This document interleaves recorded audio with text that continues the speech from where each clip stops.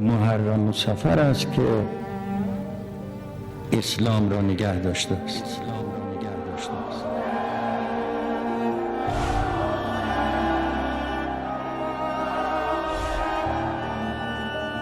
واقعا این اعتقاد درسته که اسلام رو قیام سید الشهدا حفظ کرده.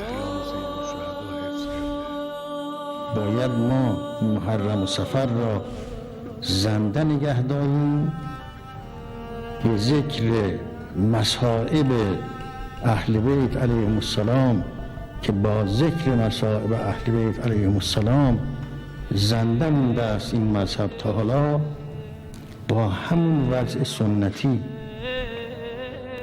همچنانی که در طول زمان در قرنهای متوالی این حادثه روز به روز زنده تر شده.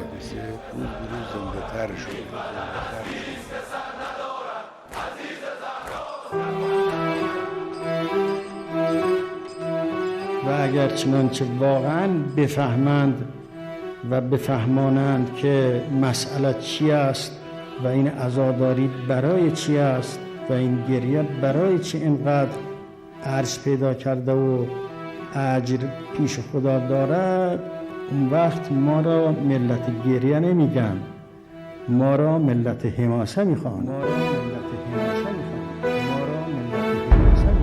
ما ملت شهادتی، ما ملت امام حسینی.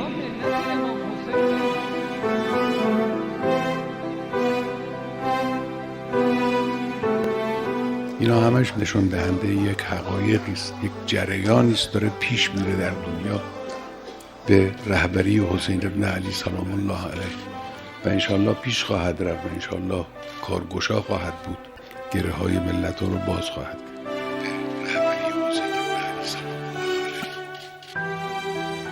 امروز این حادثه از 100 سال پیش خیلی گرمتر، گیراتر، پرشورتر و گسترده تر این مراسم داره انجام میگیره.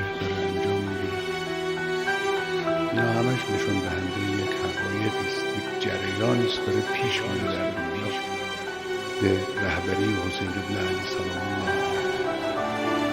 علیه.